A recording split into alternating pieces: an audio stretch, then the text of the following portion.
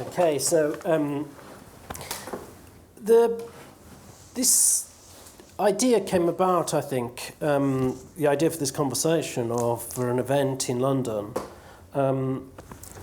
when Afterall asked if Martha would do a conversation when the book came out in 2012.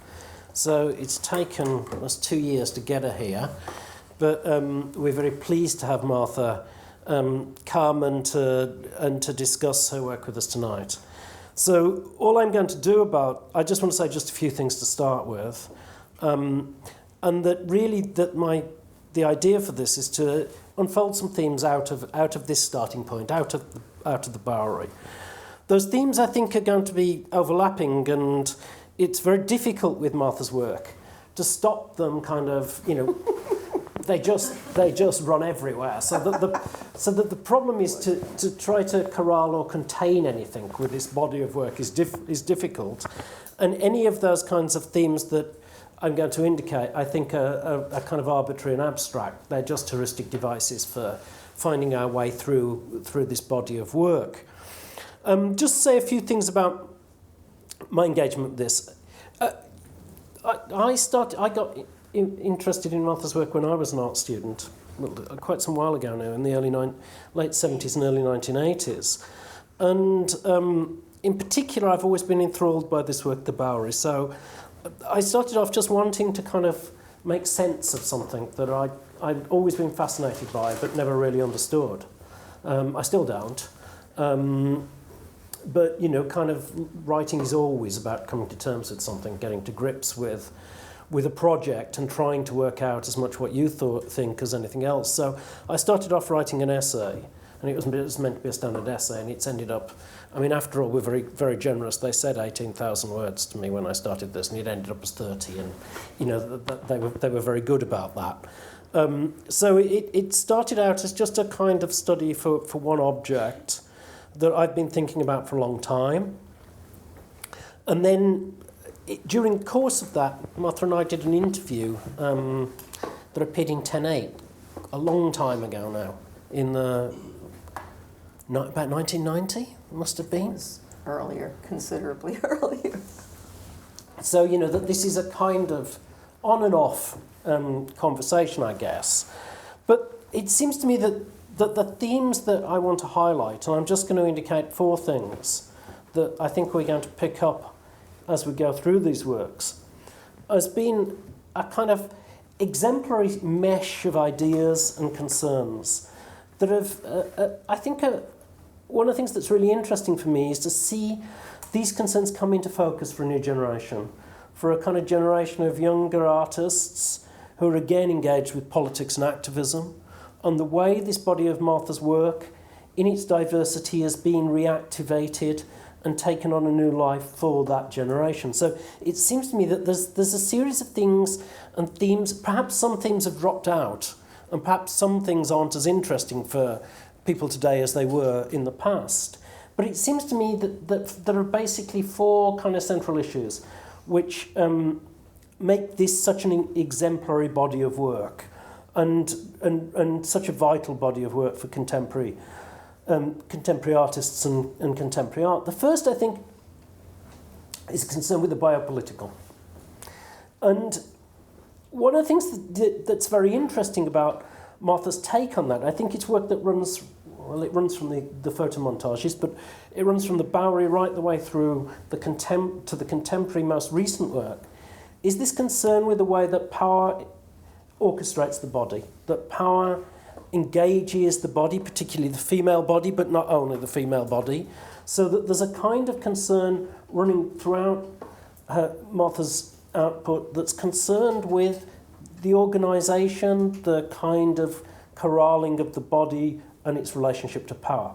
One of the things that I find most interesting about that is that its immediate source is not necessarily Foucault, that one might think of as the source for that biopolitics, or in Foucault's sense, biopower that's then been re-channeled by Negri and his collaborators as biopolitics. But to think about this as a kind of set of themes that were already there in a kind of Western Marxism, and that that for Martha, I think that immediate concern with the biopolitical in these early works comes as much out of Lefebvre as it comes from any other source.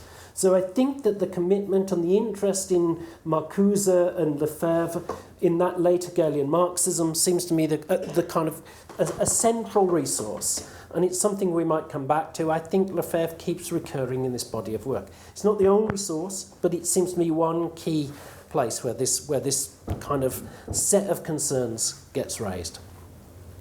The second theme, which I think is connected, all of these themes overlap in some way, is the idea of the everyday, the ordinary or the banal, a series of engagements with concerns in the life world, in some ways that are a kind of relationship to commodification, to its outside, to its kind of trajectories, to the way in which that these concerns with the everyday seem to surface as the kind of formalist modernism that had held sway for a large part of the 20th century began to decline. And at that moment, it was possible, I think, to re-engage and re-envisage a series of concerns with everyday life, with the ordinary, with the banal. That crosses over very directly in Martha's work into a set of formal concerns that I think that people have paid insufficient attention to, and that I try to pay quite a bit of attention to in this book. That is that people engage with the kind of political themes in Martha's work, but I think too often have ignored the extent to which there's an ongoing commitment and engagement with the idea of vernacular form that runs through this work. With a whole series of vernacular projects and vernacular forms as a structuring process of form giving, I suppose. The way in which, that ranges from the concern, I guess, with kind of, those early formative concerns with pop art, but also with the American popular culture left, through a whole batch of engagements. So again, that there's this overlapping of the biopolitical, the everyday, the vernacular, and I think that those relate very much again to a series of concerns with the urban, with urbanism, and particularly with place. And I think we're going to see that from the first works to the last in the works we're going to look at tonight, that there's constantly been a concern with the political economy of place, with urbanism as a process of organising experience in these bodies of work. So these are themes that I think people haven't necessarily seen as being central to Martha's concerns, but which I see as running throughout this seemingly diverse body of work. Sometimes, people might look at the work and say, what is it that holds this together? Well, there's a series of political concerns with feminism, concerns with a kind of anti-capitalist drive, with anti-militarism and so forth. Those are all certainly there for me. But underneath it, I think that there's a bigger overarching concern, which is about, I think I'd put it as something like commodification and the production of subjectivity. And the way in which all of these works seem to relate to that overarching issue about what is subjectivity under the regimes of late capitalism. What does it mean? How can we explore it? How can we think of other subjectivities? How can we think of other ways of dealing with this set of concerns? So at that point, what I think I'm going to do is just start by opening up this conversation. And, to start with the Bowery, I think we wanted really to, partly because of departing from the book, for no other reason than that, but also that these cluster of concerns seem to me to be there. That this is clearly one of the places, you once said that this was a kind of engagement with the kind of political economy of New York in the 70s, with the fiscal crisis that New York was going through. So it seems to me one of those key places where the sense of a kind of new urbanism and what's happening to the city as a kind of organising of experience really emerges in your work. So do you want to start? Do you want to just say, let's go back to this moment. 74, 75. Yeah. Well, I had been living in San Diego for most of the previous 5 years, I guess, and after graduation from grad school, went back for about 9 months, and I'm from New York, but not from Manhattan, and New York was in the midst of a fiscal crisis, which meant, among other things, that it was unimaginably decrepit, lawless, and of course culturally very alive. But let's not forget the lawless and dangerous part, because it really was very present.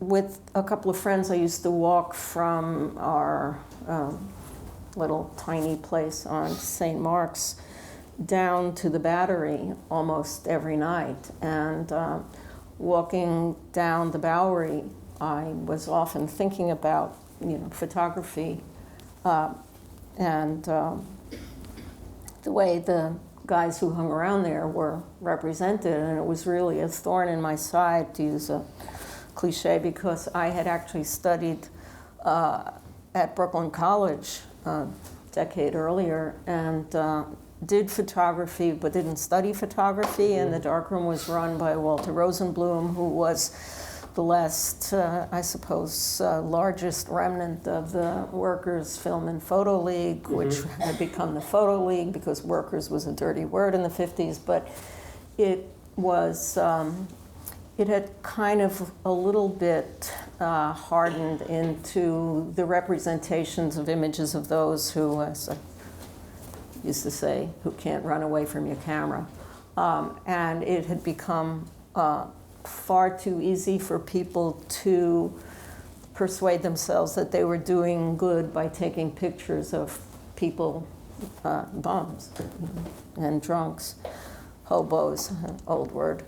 And I had this idea of a counter documentary that would consist of images of the storefronts, which of course is a distant echo of at Rouché's, every house on Sunset Strip, every building, but there's another one, every house on, but with content instead of without, even though one appreciated the way he kind of folded these little books together. And that, crucially, it would also, first of all, it would not be a book. A lot of my work at that time was extra institutional. It was video and mail work and performance designed either not to be representable, that is not to be photographed, but also not to occur inside an institution, but this was going to be a work designed for a museum or a gallery, would be speaking to other documentary works, and crucially it would include language, but not the kind of little pretend or real or edited quotations supposedly from, the desperate charity cases in front of you, or those refusing charity, but rather a kind of poetics of drunkenness yet to be determined. And I took all the photos within a couple of days. I had my little boy with me. That's interesting. I mean, it's a minor point, but that's interesting because you've said that to me before, but that you took them in a couple of days, but the negative sheets show 1974 and 1975. Yeah, December and January. Okay, a couple of days. Goes around, right? You saw the dates. Yeah. They were December and January, but the work is dated 74, 75. It is, yeah. We had an argument about the dating. Yeah. So I had to send him pictures of the contact sheets with the dates on them. I also want to point out that sending out to the kitchen, I made precisely the same moment. Probably within days. And it was in December, but I dated it 75 because I didn't want it to seem old. So that while I was, and you can see the carryover of the language, that, the concern with language. I'm freezing. Is it going to warm up in here? It's cold, isn't it? Sorry. I'm sorry. eventually we will have equalized the temperature by breathing a lot, but it's not happening yet. So that's it for the Bowery, except here's the language. I mean, it seems to me that there's a point to say about, which is I think informative, and I think it's something you said about. Well, the final form, we should talk about the grid, but yeah, anyway. One of your works, I think about one of the video works that you said something about what the overarching concern with those video works is that they're a space where narratives clash. And it's always seemed to me that that's a very good way of... It's a what? A space where narratives clash. Narratives clash, yes. Right? That's right. So what they are is, in one sense, a putting together of disjunct elements. Right. I mean, it's one of the central drives of the kind of modernist dimension to the work, right? So, yes. Of that kind of political modernism of the period, of this clashing and disjunct fragments, and allowing those disjunct fragments to kind of illuminate one another or to spark off one another. And it seems to me that that's here too, the kind of, as a work of double negation, there are still these two systems, if they are systems, and I've asked whether it actually is a system. Which, the words or the images? Yeah, both. Oh, okay. So, if the Bowery into inadequate descriptive systems. So what's the systems? Yeah. What is it that's inadequate? What are we talking about? And there's a lot of assumptions being made about that. I think most of them wrong. But it does seem to me nonetheless that this is a kind of moment where we see something here that will unfold throughout a lot of the work. And that's putting these different elements together in a way that they don't quite fit, but they illuminate each other as well. Mm-hmm. So I think that's a kind of element that it's worth hanging on to. But all of those kinds of things that I was talking about earlier, about the production of subjectivity, urbanism, about the kind of everyday, about the vernacular, are all to be found in this work. In one sense, it's a kind of paradigm. I think there's one of the images that declares itself to be a paragon. Paragon, I don't think that's... And so... no. It's not here in the ones you have. No. But nevertheless, it becomes something, I think, out of which we can read some of these other works. So let's go on. Let's take on. What have we got? What's the next? Next what? Next work. Oh, okay. Well, this is always useful to see, right? Yeah. So this, for people who don't know, is the collected Poetics of Drunkenness, out of which you edit the word sequences. There were a few more because there are some that are in the work that are missing, but okay. And then we've just run through that one. So do you want to say what people were watching, for those who don't know? Oh, sorry. So back in, it says 2004, but it was 2003, I think. I'm bad. I was invited to participate in Short History of Performance Part 2. Having not made the first cut, I assume, here at the Whitechapel.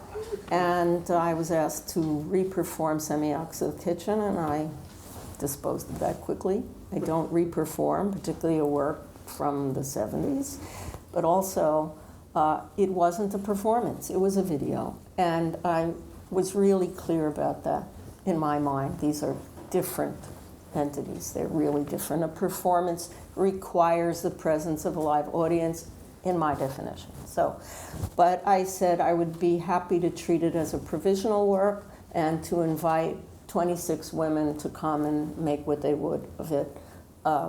And so the Whitechapel very kindly indulged me and put out an advert for women, and some of them are people we recognize, other artists and curators and assistants and so on. And it was performed as a round with 3 separate stations that began, one, and then the next began and the next. And at the end, we came together. There was a rehearsal. The Semiacts Kitchen itself was playing, and then the audience trooped in and stood around. And I have to say that everything that I do, I consider to be a sketch of something else. It's now kind of codified in my saying all these works are as if. So this is an audition for a work yet to be made, and then about 8 years later, I made a video out of it, and you saw a little piece of it of the women performing the work. And I mean, one of the reasons clearly one reason to show it as you came in is that, you know, this was a piece that was made here, so it seemed appropriate. But one of the things we wanted to do was just give an indication of the kind of breadth of Martha's work. And so, you know, that there's a whole series of video works, of performance work, that's had a kind of enormous impact on contemporary art, on the work of the last kind of 40 years, I guess. So that, you know, this was a kind of way of indicating something that happened in that then, but also has taken on this other life here. So, you know, this was a kind of way of just flagging up semiotics of the kitchen in this way. I also think that there are a couple of other things just to mention about it. One is that it's part of what I think that Annette Michelson called the food chain works, a whole cluster of kind of works that are to do with cooking, with consumption, with the body and food, with a kind of, you know, and they range across a series of media, they range across a whole period, but somehow again the body and consumption is being put together in certain ways, right? Production of the body, production of food. Yeah. Production. By women, yes. Yeah, production by women, consumption by men and women. Yes, yes. Well, but that's the paradox of modern life, is that women have to play two roles at once. You have to be in the kitchen and also with your guests. So, yes. And of course, particularly in that era of the 60s and 70s, when the idea of cookery as a kind of sport for bourgeois women was being promulgated to the populace, it was very important to remember there are producer countries, there are producer gender, you know, and it's not, and then there are the professionals who are the guys, and third world versus first world sort of controls the discourse of cuisine, and anyway, just one of the things that doesn't exhaust my interest in why food. Right. Which is obviously because it's essential to our animal nature that we eat, except maybe for a few in India who claim they eat air, but I'm not familiar with them. But it is a practice, it's something we must do, but there's nothing about it that isn't completely conditioned and constrained by social and cultural meaning, hierarchies, necessity, dictates, however you want to put it, including our tastes, what we consider to be tasty. Use value and exchange value. Absolutely. So. I think one of the things that you said about it, which I found very illuminating, is you said it's a system. The system that you're talking about here is a system of harnessed subjectivity. Harnessed's a really interesting word, isn't it? You know, it made me think again of Lefebvre, this time of rhythm analysis, where he talks about dressage, and particularly dressage in relationship to female subjectivity, about learning to become a subject.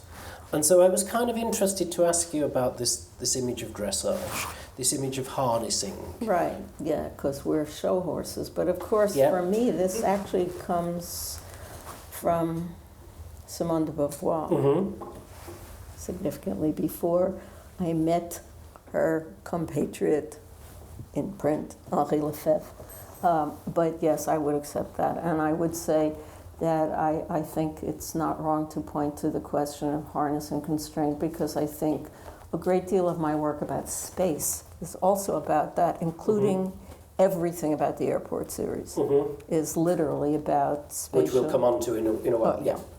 It's about space and the way our bodies are constrained, or the imaginary, unconstrained space and spaces of dreaming and so on. I was very tickled when The Matrix came out, because then I could say to my students, think of The Matrix, and they We're all just batteries. Well, and subjectification, I guess, in that sense, right? So, but also with a latent violence, with a in this work in particular, the latent violence emerges to the surface.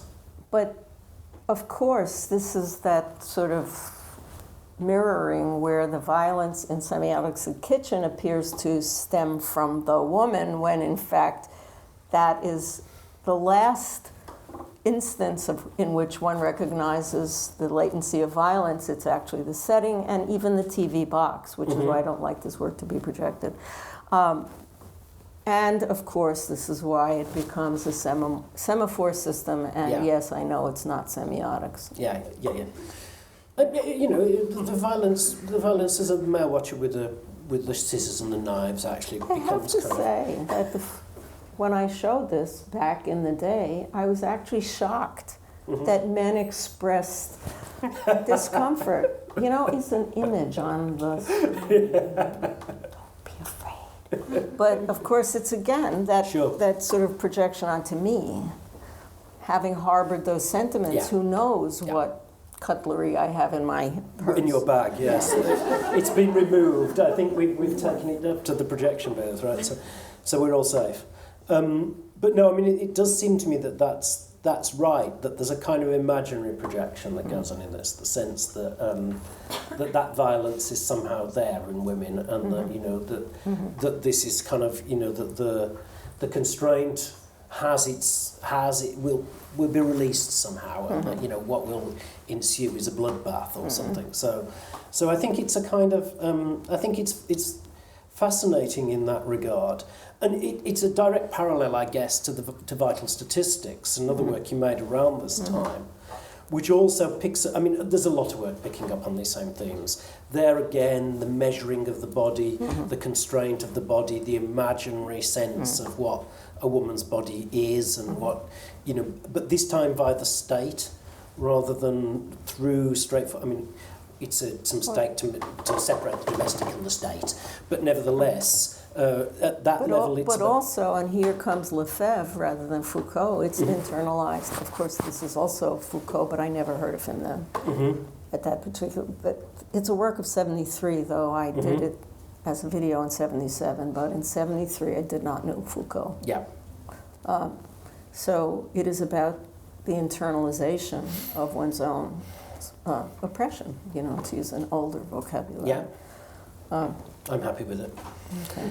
And, you know, it's also a pioneering work of photographic history in a way, of going back through those images and saying, you know, before photographic historians realised that one could write histories like that. I mean, that's already there. Vital Statistics? Vital Statistics. Because of the archive of women. Because of the archive and the kind of way in which you're excavating a kind of state, you know, kind of use of instrumental images, it seems to me. But can I also point out that it's very important to me that there is a racial component to that work that I was very serious about, because in working on those little booklets on how to measure people, there was a protocol, all the questions and all the measurements, and it said if you are put in a position where you must measure Negroes, do it and throw away the data. And then I understood that this was very specifically about the mapping and measuring of the white race in the U.S., that this was about white people and that everybody else was other and excluded. And so a fair part of the work is actually about IQ as a way of excluding people from Southern Europe and everywhere below it. So this is a production of whiteness, it's a production of the American race in that sense. Exactly, and it's really a part of the work. It's not, you know, a lot of the work that I do actually bridges subjects because I'm not comfortable often with trying to produce something that sits in one place, but also because they are, in fact, related. These things go together. Yeah. I mean, it's interesting to know who was in and who was out at that moment. I mean, were the Irish in? I mean, you know, it's kind of... Well, it's probably late enough for the Irish to be included as the white race. It was the 30s, and so, yes, I'm sure they were. Okay. were Greeks? That's a question. Yeah. Or Portuguese people? That's an interesting question. I'm guessing yes, or Yugoslav. I'm not sure. Or certainly people from Latin America might have been expected to be excluded, right? So what we're looking at here is a series of works through that period that kind of have the body, the everyday, and power right at the centre. I mean, we could explore that through a lot of the videos of that period. I mean, there's a video I like a lot called Secrets from the Street, which I think is a really under-discussed and really, really important work for me. But we're going to move on, so let's move on. Let's see what's next. Oh, yeah. So, photo montages. Presumably a lot of you know these work. So there are two bodies of work here. I mean, there are actually others like this. So there's several bodies of work here, right? Yeah, but two primary ones. So early responses to the Vietnam War that are handed out as flyers on demonstrations. Black and white sort of photocopies. Activist interventions on the streets that then get taken up in some of the little movements of the magazines. Sorry, the little magazines, the movements. Of the anti-war movement, of the women's movement and so forth. And then you revisit this work again when that country of yours starts engaging in hot wars again. So that, so we see again... As opposed to by proxy. As opposed to by proxy. Central America was all by proxy. So, I mean, we know that America's been engaged in various military activities ever since Vietnam, but a return to hot war in the Middle East. So again, you revisit these images. This time, presumably not as flyers. Not as flyers, never. In the magazines? Yes. The little activist magazines? No, the mass press, actually. Okay. What little activist magazines? In that period, there were almost none. Now we have a generation of 20-somethings, as you know, who've begun new online journals, which also now are in print.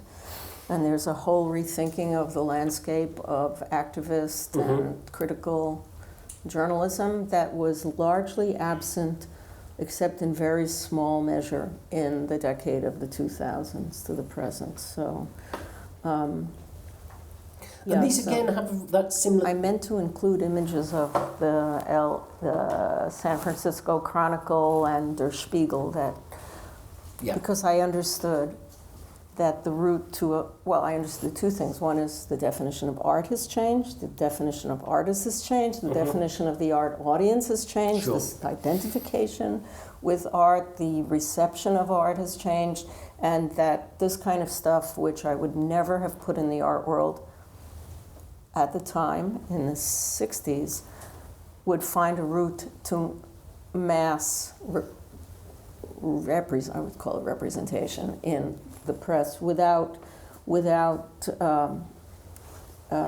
being completely dismissed, but rather featured in some way as kind of representing an important sentiment. I'm a blah, blah, blah. Anyway.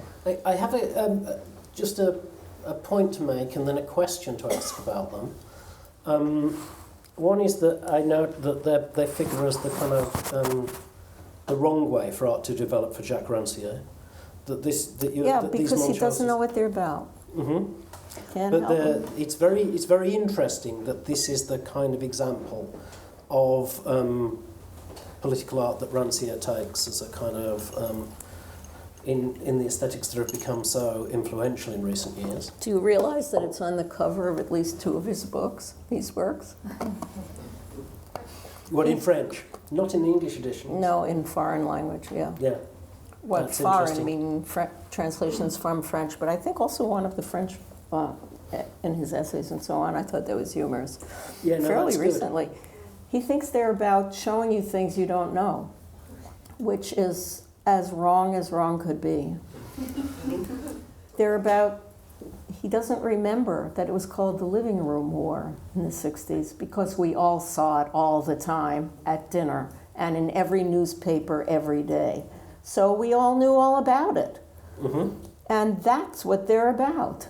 And that's why they are, I'm going back to these early ones, They're very still. There's no blood, there's no turmoil, there's no hysteria. They're tableau mort. Because they're only about looking at what you already know. And yes, they are about connecting the inevitable severance between the here and the there, which he also doesn't notice. And, forgive me, he doesn't understand that these are all seen by a woman, that they're all about the war and life seen by a woman. So I think this is just the same, and I have to say defensively, though I don't actually feel defensive about this.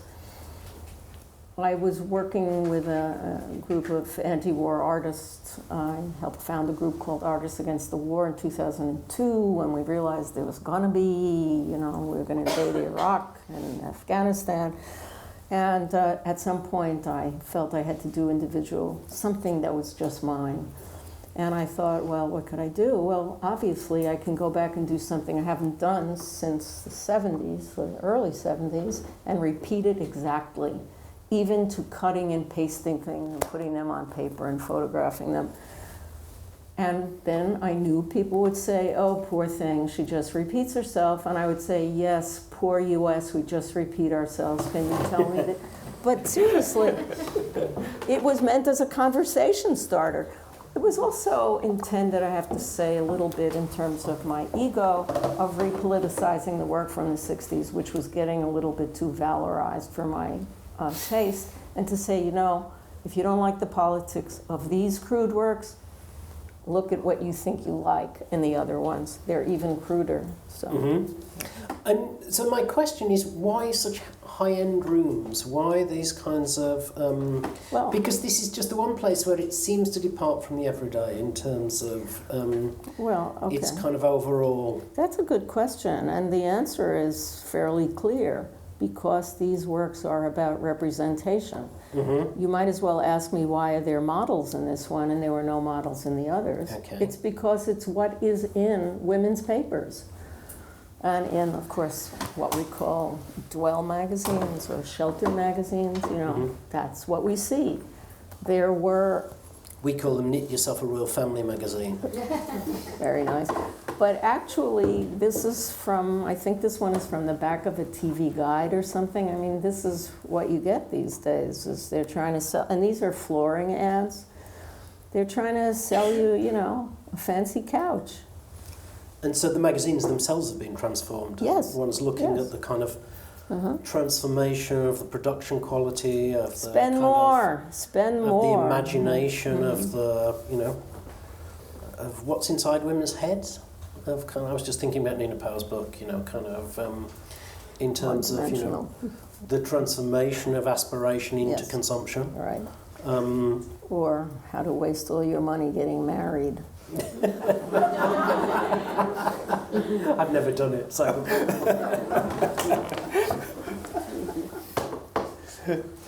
Is there anything you want to add about them? I mean, it seems to me that the return is very interesting. Lindy, because the invitation came from some young curators who, in their off hours from their institutional engagement, to put together a show of art designed to persuade the public not to vote for George Bush the first time, which would be his second election. So this one is called Election Lindy, and I thought long and hard about, do I actually want to use a figure from the internet, because I still wanted to stick to the idea that these are just the same as in the 60s and 70s, and yet, I had to actually print out Lindy England.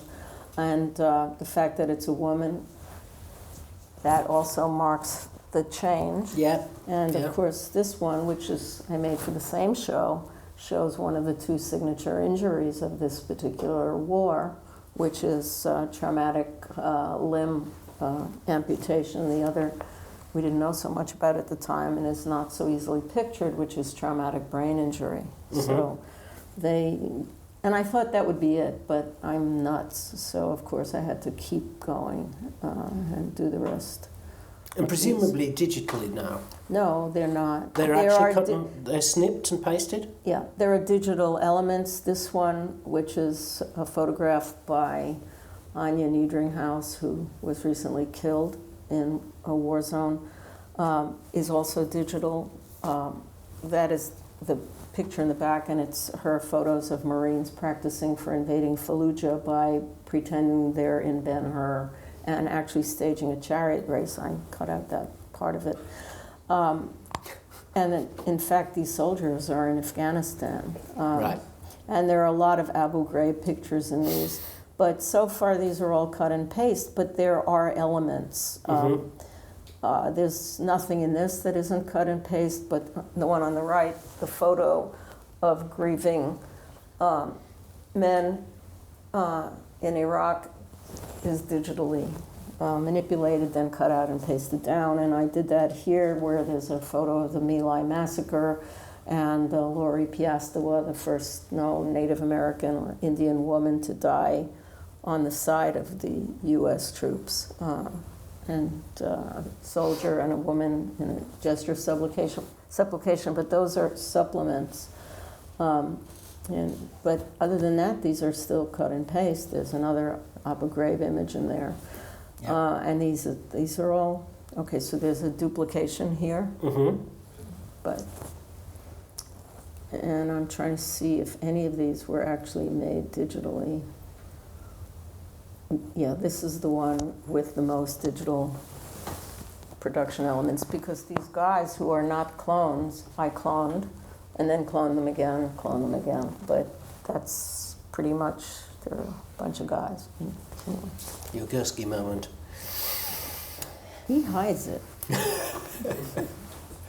Okay. Yeah, okay. And then one of the things that I find interesting is that, I mean, photography never went away for you. You kept making photographs all the time. But there's a batch of works, most of which appear in the book called Passionate Signals, but not all, in which you return to photo sequences and you return to the kinds of photo text, photo sequence, around a series of works that from mid-90s, I think. I mean, Rites of Passage is 97. This is from the 80s. This is from the 80s. Running sat right on through the- this. So this is a collation and editing of a long-running project. Mainly you told me because I that didn't people know really what to don't do. like this, right? That people really do. This is a work that Martha made, for those of you who don't know, called In the Place of the Public. It's usually just known as the Airport series. But it's in the Place of the Public Airport series. Yeah. And so what this is a series of kind of photographic images made in international airport space, in a kind of kind of global non-space of these places that are scattered around the world, but are all the same. Yeah, I would say this is a network of places, all of which pretend to be connected in some serious way that it's actual connection, but that's also erased and effaced, and of course is fictive. And they're spaces of neglect, and there's spaces in which one desire is substituted for another, and in which desire in particular of reaching towards something, a commodity, a place, covers up the impossible to avoid terror of flying, which we spend a lot of time pretending we don't suffer from, and always saying at the same time, you can go away, but it's going to follow you everywhere. So, it's an assertion and then a counter assertion, always being reasserted, and, rushing and waiting and so on. This one's a really interesting one, maybe the substitute for experience, which goes right back to the Bowery and to those kinds That's right. Those And theoretical issues, can I right? just point out about it? Of course, it's about the circulation of capital. Yeah. It's the Wall Street Journal. Yeah. We wanted to talk about these works. I mean, you'll see another couple of later photo sequences, partly because Martha and I both have this long-running interest in photography, but also because you have this sense that photography is becoming kind of unmentionable, unfashionable. Right, and also we should talk about why people don't like this work. Yeah, people meaning critics, because it's their life. Mm-hmm. Yeah. No, I'm serious. Well, or they hate the pictures, but that's, you can hate pictures and still talk about them. Mm-hmm. They usually do, right? Yeah. But in this sense, so that there's a kind of a negative critical response to this work. It's probably the work of yours which has been received particularly badly, I guess, or just kind of, because everything's received badly initially, right? But this one has never picked up. We were talking yesterday. Except by Griselda and Alison Rowley. Right. Griselda Powell, who felt miffed and feminist about it. In what sense? They feel that it's part of a masculinist, excluding this kind of work is about a masculinist narrative of control. Okay. Do you see? Is that how you see it? I think there's merit in this argument. And, well, seriously, Okay. I'm refractory. I don't agree to things unless I agree to them. And Sure. I read what they wrote. Mm-hmm. I don't know this piece. Yeah. No, I'll send it to you. I'll do. I was taught by Griselda, so it'll. But so there's a. But it seems to me that one of the things that I find interesting about it, not just the return to this kind of photographic sequencing and the kind of using the image to map spaces, it seems to me to be both closely connected to the Bowery project and its antipode in a way, right? So it's both the kind of it's both a place which isn't a place, in the sense that the one thing you would have to say about the Bowery is it's entirely about a specific locale.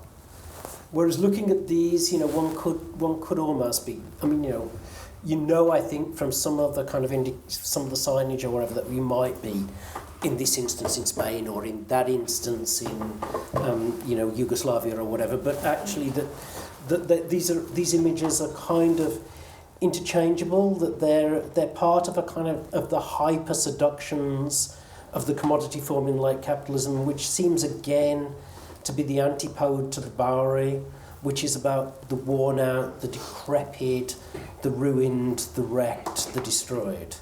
So one of the things that I find interesting the text is just writing up the wall. But formally they're there, Yeah.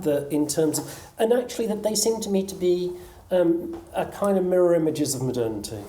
And that, I think that a lot of the debates about modernity But that was conscious. takes modernity to be this one kind of thing, as though it's all about the late capitalist, spectacle form, when in fact modernity is much more a combined and uneven process about the different ways in which the logic of capital and finance plays out around these spaces, constructing specific kind of locales. So it seems to me that these, it's odd that the critics should not like this work, because it's already it's such a kind of encoded work that's already there in the practice. It's a different cashing out of that set of themes, but it's the same set of problems. Mm-hmm. Have they not been able to see that? I don't know, ask them. Well, okay. Next I don't time. argue with people. No, okay. It's, their problem, I guess. So, of course, there's actually counter descriptions of space. Mm-hmm. And this, of course, runs along the bottom, and it's the way we delineate spaces on Earth, how we mark off territory, what we know socially and physically as a space, and what constitutes a journey as opposed to, this, which constitutes an entirely other sort of journey, which I would have said, this is a record of my life as well. I started taking them in the early 80s when artists started to circulate along with their work. Yeah. And that's really important for people to understand, that artists didn't circulate, work circulated before the 80s. And there was also a language problem and so on. It's something you discuss, incidentally, in Martha's new book called Culture Capital. Culture Class, sorry. Okay. I put my glasses down at that moment, it's just out. And there's actually a discussion of that issue in that book, in the last section, isn't there, about about this moment in which a shift takes place, and from the kind of work being circulated to the artist being expected to travel, to install, to be present, to talk, to be there somehow to exemplify the practice. So that this kind of spinning out from the object itself to a kind of paraphernalia of the institution. And when an artist was expected to present a verbal or other discursive body aside from, next to, and about work, whereas previously, of course, no self-respecting art historian or critic would ever interview an artist because, as they would say, and do say, they don't know what their work's about. And this is not completely idiotic. It's a little idiotic, but it's not completely idiotic. But of course, that's like the distant past now. Yeah. We are expected to perform the work in some other mode. So this becomes a record of that moment itself, Yes. when you begin to find yourself in airports. Yeah, but I didn't know why I was taking the pictures. Well, Like, you never I do. know You've why- still got your camera here, look. You're Yeah. still doing it now. I would never just show work without understanding what it's about, Pache, the critics. And when I realized that, in effect, it was that moment in which air travel was being sold to all of us and was, in fact, often quite necessary, or at least easier, that it represented our vision of what I would have then called the postmodern world, with these disjunctive and vaguely dematerialized spaces which kind of deny their presence, the way the plane would be kind of, you go down a tube into another smaller tube into a shrouded opening, all these sexual, very clearly evoke sexual references. Onto an aluminum tube that you're going to fly in. It's actually not usually aluminum, but it's like a cigar tube at 35,000 feet. This is, not good. But so you're distracted and infantilized and given food and told when to sit up and when to sit down and when to go to sleep and when to wake up and when to eat, and so there's all this sort of nanny discipline and hospital stuff. And you're meant to not think about Terror. Yeah, very clearly. And boredom in anticipation. But, there's always something bright and shiny to distract you. But it's this, there are only no fragments where there is no whole. I realized that it was literally about dismembering space in order to reconfigure it as something else, which had to do with leaving all those nasty Bowery type people behind. Yeah. And it was about speaking to a certain class. Yeah. And this moment is over, and the photos I take in airports are quite different now, but I'm not showing them anyway. And there are things that you can consume to defer the problem, and kind of. Well, getting drunk works on the Bowery, and it also works in the air. I know this is something. What is it? There's that great line that I quote from Emerson that says, "For the restless, death is the only cure, but alcohol's the next best thing." Apropos. Okay. Okay, so this is another series of photographs. This is published as a little book called Rites of Passage from 1997. A series of images made with a kind of toy camera with a kind of little point and press. Well, it's well below that. There's a little cardboard thing with a Coke bottle lens fixed. I hate driving, so I wanted to take pictures of my road trip, my weekly, twice weekly road trip to Rutgers, and also to another place in New Jersey. Rutgers is in New Jersey. And I thought, well, I do the up in the air, so I should do the local. Meanwhile, I'm repressing something, which we'll get to in a minute. So I thought, well, I have this Garzant Soviet turret camera. What could be better? I'll do a panorama landscape photographs of the road. Well, you actually can't have a camera moving while you're driving 60 miles an hour or 70 miles an hour. So I bought one of these fake fixed lens, where they just have a shutter over part of the 35 millimeter negative. And I took a whole series of photos on the road, and this is them. And what I like about it is this kind of way in which it revisits that moment of the American Road movie, or the American Road imagery of Frank's kind of imagery as freedom, but now this is traffic jams and kind of wall-to-wall traffic. Yeah. And so it's again to take that image of American freedom, the classic image of the road, the open road, right, and to turn it into constraint, into a kind of image of, people in metal boxes. Yeah, another kind of metal box. But as I said, I was repressing the subway, the tube, because only tourists take pictures in the tube. But as a kid, and Walker Evans, of course. Yeah, that was a real problem, that series. Yeah. Many are called. But when I was a kid in New York, I would ride at the front of the car and you'd be flying down these tubes. And it was miraculous, and of course that was what I thought of when I started thinking about and writing about the airport, it was just like being in the subway. So I thought, hell, I live in New York, I might as well do these tourist photos. So this is Vienna from much earlier. And I started taking pictures. Okay, we've been going on for some time, it turns out. Let's go on to the gardens, and we'll conclude with the garden, right? Yeah. And we have to skip Poland and public project. Okay. You can ask about it later. So this is the proposed Helsinki garden at the Singapore Biennale. The subject of the invitation was, their theme that year was open house. They wanted my library, about which we'll probably not say another word, and I said, library has retired, so I wanted to do a garden with women at the airport. And they said, because Changi, it presents itself as, a city on a hill. I actually wrote about it in the airport book.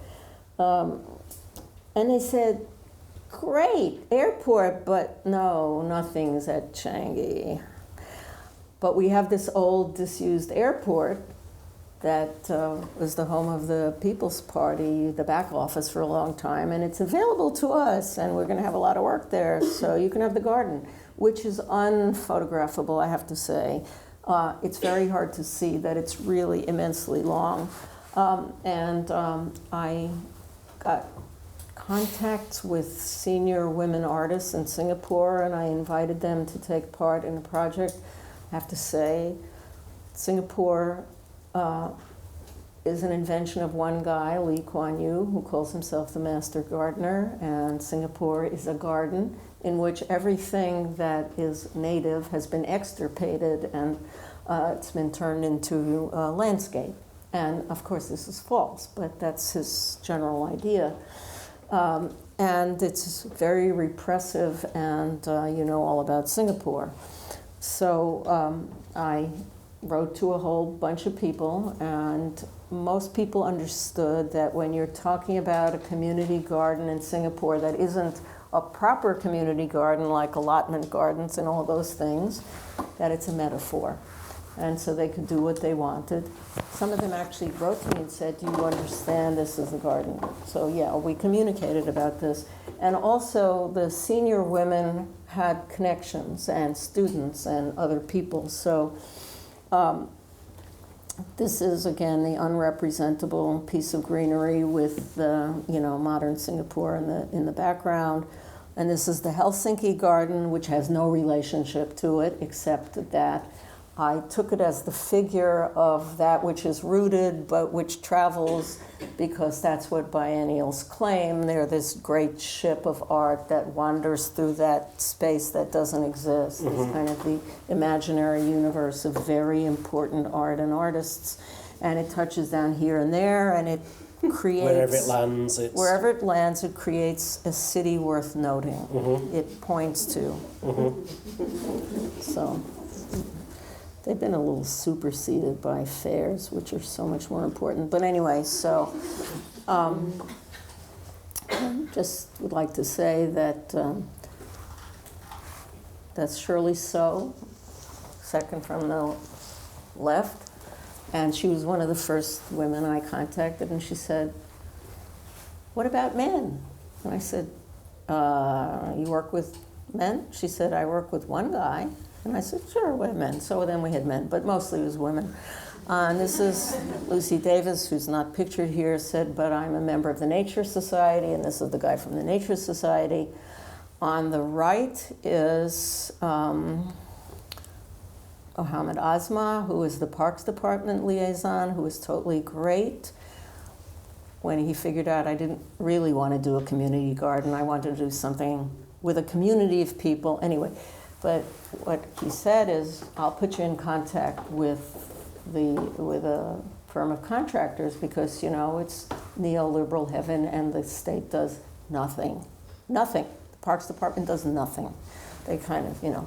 So that the woman with the coconut is the princes, the representative princes, and the guy doing all the work is this guy, this, I think, Bangladeshi teenager whose name I don't know, and his also immensely exploited fellow workers. And by exploited, I mean there are no labor protections of any kind whatsoever. Zero. Nothing. And no workday length, no time off. You get sick, tough. Get injured, tough. Okay. And me, gleaming whitely amidst a group of young art teacher students of one of the senior artists working on this. And these are some of the meetings. And this is very recent, this work? 2011, is that recent? Yeah. Okay. So these are the guys doing the work. And these are migrant worker, household workers who were able to participate because they work for academics who give them either a whole day or a half day off, otherwise forget it. And these are some of the projects. I won't take, well, in here, and some of the students, but that's a map of Singapore about to be planted with the trees which no longer exist there, but for which the neighborhoods are named. And then I had to promise that, these are some of the other projects, I had to promise that the trees would be sent to a good home after the project was over. But Mohammed Azmi reminded me, you know, everything's rented, so you know, they'll go back somewhere. So these are the participants. I'd like to ask you a lot of things about these, but I think we should take some questions. Mm-hmm. I think people would like to. Sure, we could run through the garage sales where people talk. Oh, look, there's Yeah, double. just show some pictures. We were going to talk about always these things. I said, you know, this would just run over. Okay. Who'd like to speak first? Yeah, the lights are coming up. That's Questions for Martha? There's one at the back.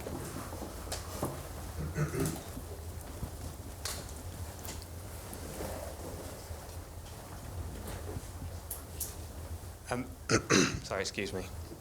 I need to preface this question just by saying that I've been reading quite a lot of Bertolt Brecht recently. But what I wanted to do is go back to the semiotics in the kitchen and think about how there might be some sort of process of estrangement going on there, or alienation, because you're taking the everyday and you're kind of quoting the everyday in order to subvert it somehow. So I wondered how that, if you could say a little bit about whether that was important to you, that sort of thing was going on, and how how that relates to what you mentioned about the war montages, about they are sort of merely showing us what we already know.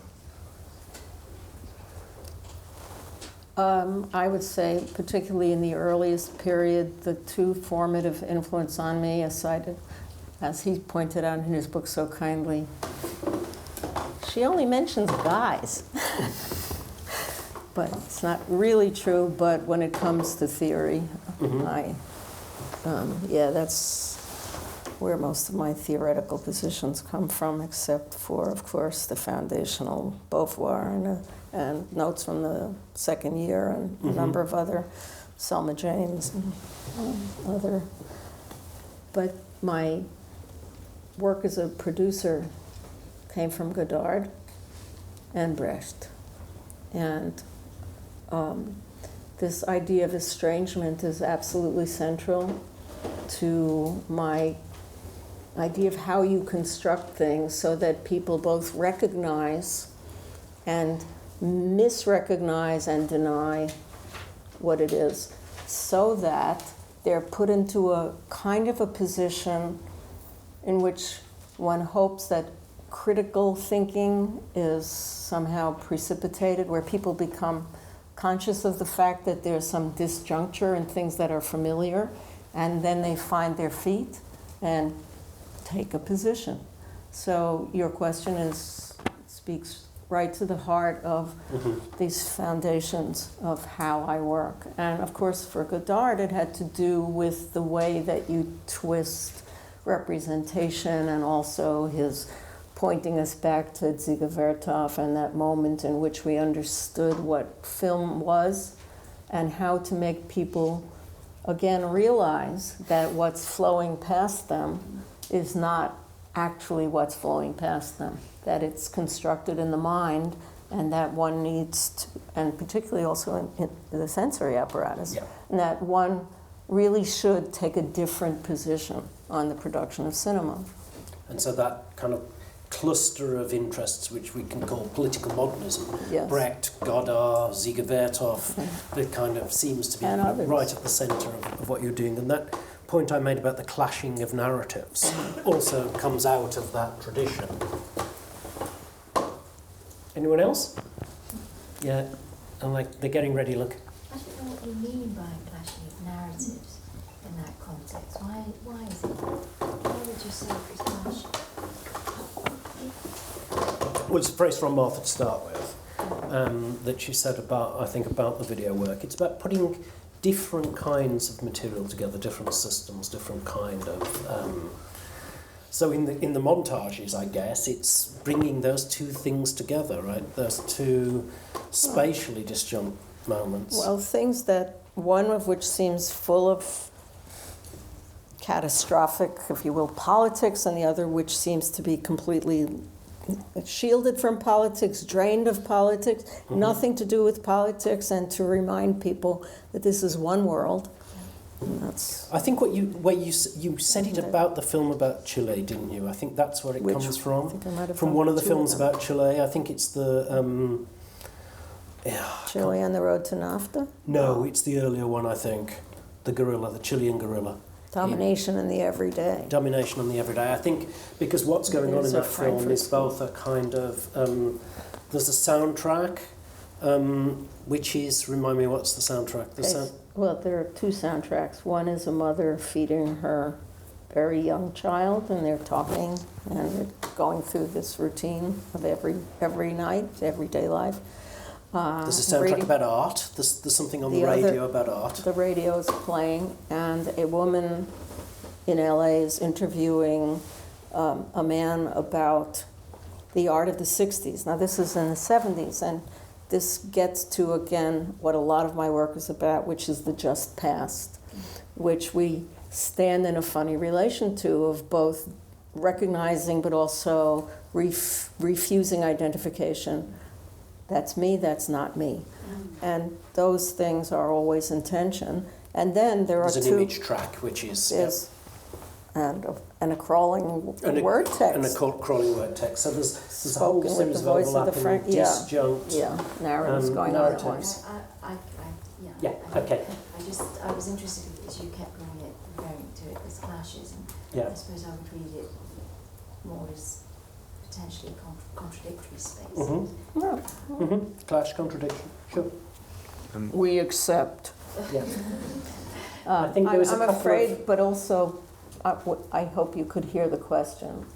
It was kind of like... I think it was a useful one. Okay, yeah, all right. I think there's one Yeah, back. I just wanted to ask a question. In that last project in Singapore, you used the word community, and I wondered if you could expand on what that word means to you. Well, I said community garden, didn't I? I hope. But in that context, what does that word mean to you? It means, well, obviously I'm from somewhere else, Brooklyn, going to Singapore, an entirely other world, and I'm asking people to imagine a community in which they would participate with individual and group projects to put together a community garden. So the community is organized around thinking together, working together, planning together, and creating something temporary. And then the community ends there. But, a lot of the things I think about, I think in relationship to the imaginary communities of Benedict Anderson, which I think also the airport system creates this idea of an imaginary community. And I think that these imaginary communities, which have become obviously instantiated on social media and so on, they're not really communities in the sense of people who live and work together or who form a recognizable socio-political unit, but rather people who are connected by some other kind of bond, whether temporary or longer term. And of course, they are meaningful. So that's how I was thinking of it, but also it's one of those terms that people think they understand and bring to it what they wish. Mm-hmm. There's another. First of all, thank you. I'm really interested in hearing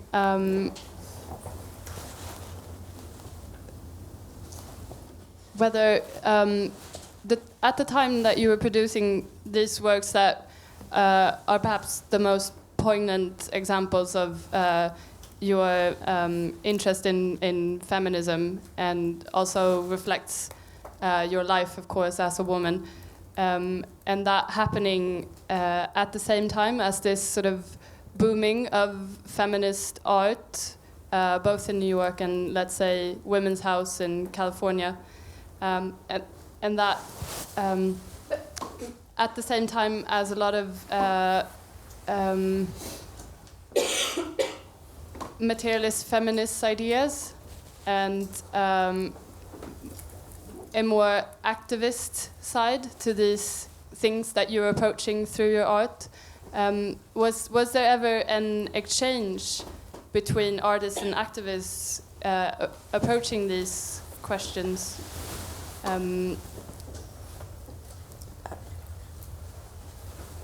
Yeah. Well, What was the bond between activism and art?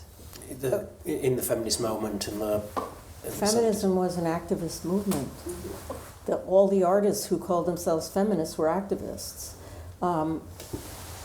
Everybody was in the streets agitating and demonstrating. I mean, this is a moment of great activism, but you don't call yourself an activist. People kind of now are sort of liberally sprinkling this term around, and so maybe it means something else. But it's to even call yourself a feminist means that it wasn't like, oh yeah, I'm a feminist. It was actively adopted and meant that you were out in the street demanding rights and also organizing in other ways. And in fact, the feminist movement, in my memory of it, started in '67, and the feminist art movement started only a year later. And there was this gap where women artists were going, is that me? And trying to decide, Sure. was this relevant? I have a feeling, though, that I'm not actually answering what you where your Well, there's a question second is. dimension to the question, I think, which is about the different strains in feminism at that time. So, Women's House, for instance, Yeah, is a kind I wasn't of in LA. That's important. is a kind But my of friends were.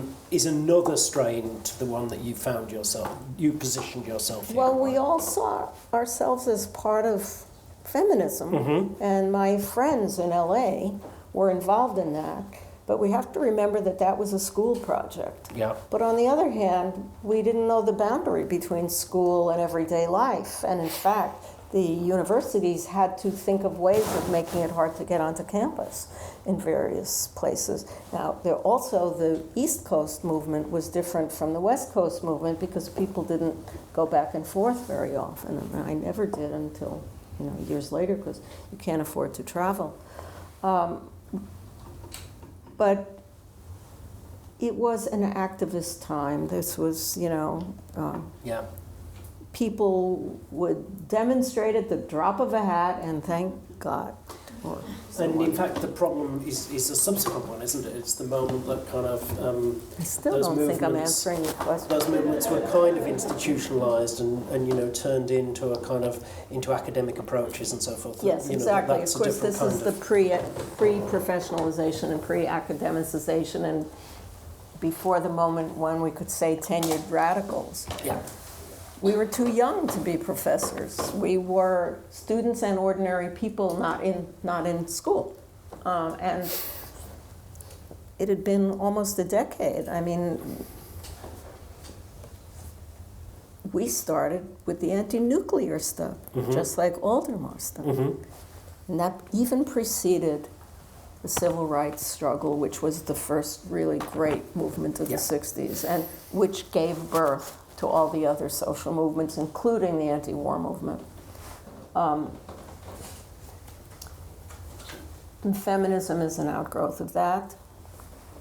Actually, an anti-war movement, anti the guys in the anti-war movement, and gay liberation, almost at the same time, but with the same understanding of, nascent identity formations. But, we didn't talk about identity. That was a different, no time to talk about that now.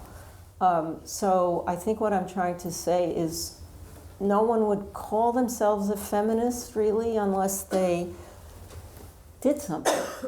And that didn't mean symbolic activity in the sense of creating something to hang somewhere or to sit somewhere, but rather literally in terms of struggle. Yeah. I have a quick question. When you were talking about in the place of the public and with your habitual photographing all the time, you've got these collections of photographs that you kind of live with for a while before you maybe recognize what it is that you identify as a thematic concern within that work. And so, for instance, you've got that gap of, say, 15 years of accruing those photographs of airports and airplanes that then in the 90s you bring out with In the Place of the Public. So similarly, I understand that you've recently exhibited a series of photographs taken from like 1981 on a trip to Cuba. And I haven't really heard much about this particular set of works, and I was curious to hear, if you don't mind, telling us a bit about what that body of work has meant for you. Too bad I can't show them to you. I made her take them out. She came with 200 images and I said, take them out.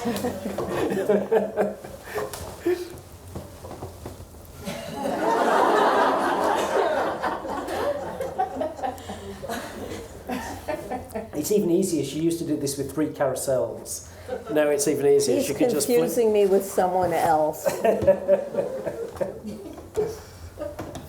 Let's see where it might be. Well, even that, though, will be a problem. Okay, so I went to Cuba with Lucy Lepard, Suzanne Lacey, Ana Mendieta, all of whom were friends of mine, and a number of other people, some of whom were men who were also friends of mine, but the women were closer, especially, I have to figure out where, if anywhere, this is in this, might not even be here. Just give me a sec. No, I think they're towards the end. Yeah, that's so unlikely. There they are. Okay, so the thing is that they were, oops. Yeah. Did you see it anywhere? Yeah, again? they were Further carry than on this? down. They're coming. This is the end. There they are, Where they are. aren't they? Oh well. I think they don't want to be seen today. But anyway, okay, so I went to Cuba in 1981. I had just moved back to New York. I didn't want to go anywhere. It was between terms.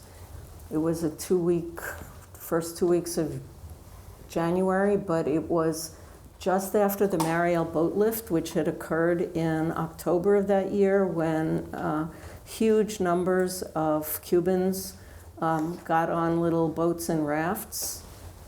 Come hither, come hither. And why does this want to play? Okay, maybe it will. And this is a terrible selection. And I had every intention of making video.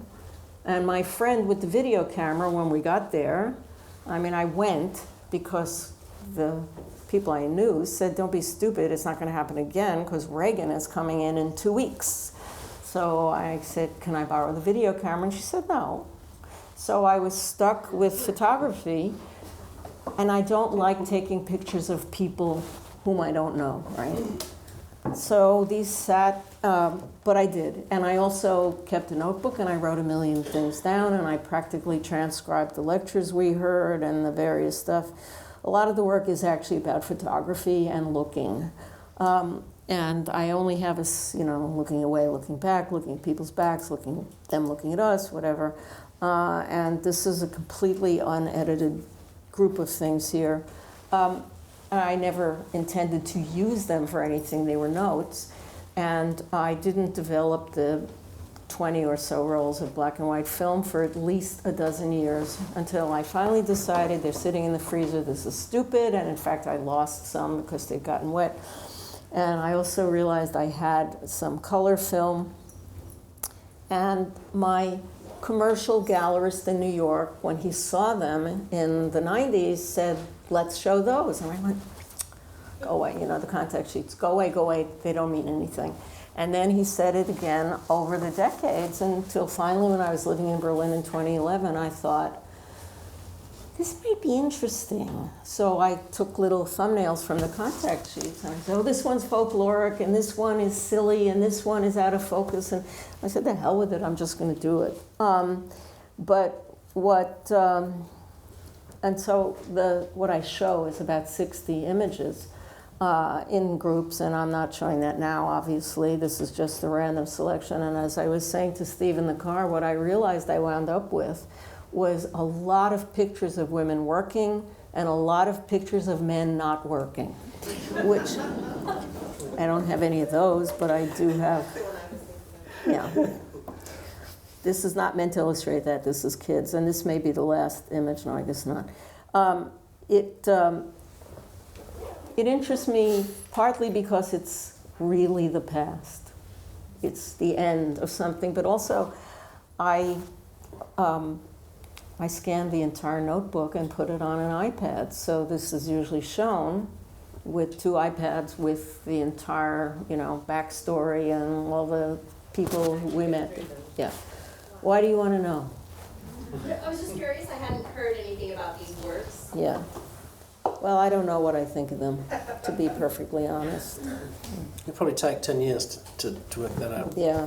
We're maybe working on a book. Coco Fusco wrote an essay and a few other people. But maybe I really have nothing worth hearing about Cuba. But definitely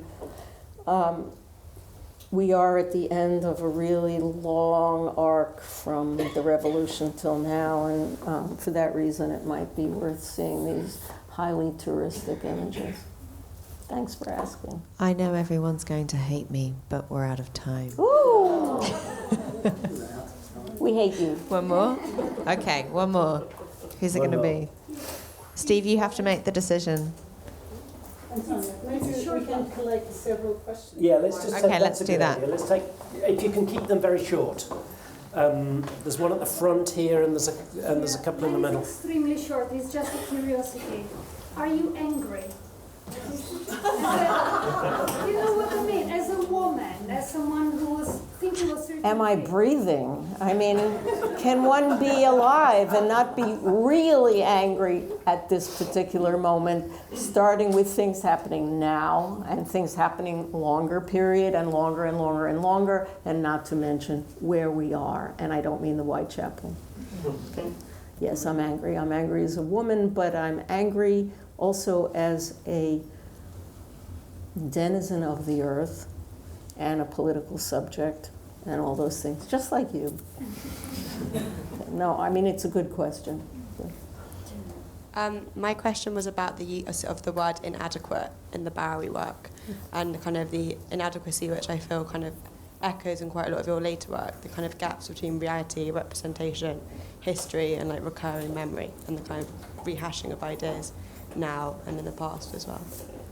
Well, I only heard half of that, and as soon as you said the word inadequate, my brain started, going into precession in my head. What did we decide it means? I know what I think it means. There's a chapter on what it means in my book. So, No, it's true. It's interesting. I learned some things. But of course, as he even quotes me as saying, there is no form of representation that's adequate to experience. And as artists, it's our work to keep trying, but also to keep reminding ourselves and everyone else that representation, as the structuralists and post-structuralists, is betrayal. But so what? It's how we, language and other forms of representation. But also, at the moment, there's this problem of, how do you pit the discursive and the linguistic and the poetic against visuality, which is constantly trying to overtake everything because it's so commodifiable and so on. Hope that's good enough. yeah. Someone else? That's really Real good. quick? Oh. All right. Hi. I'll try to make it fast. You talked about the Bowery work in response to the almost like find a bum Yes, school I of did. photography. And it seems to me that type of photography has sort of taken over contemporary art last 10, 15, even 20 years. How do you feel about that? Really bad. I see all this stuff on Me too. Facebook, and I have to sit on my hands and not.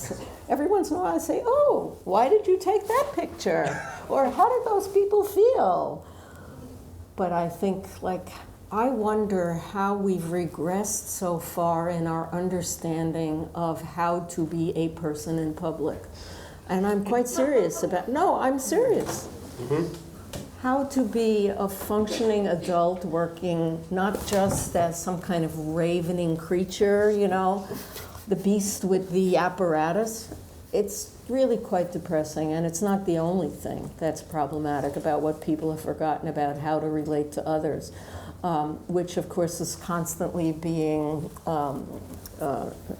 dismissed as political correctness, which was always a joke term from leftists about themselves, but never meant to cover the kind of absurd strictures that have come in from state institutions to prevent people from doing things that are somehow conflated with the idea of human decency. Yeah. Can we take Stephanie?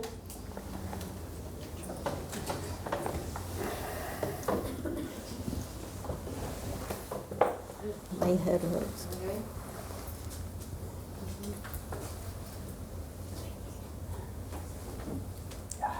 Thank you.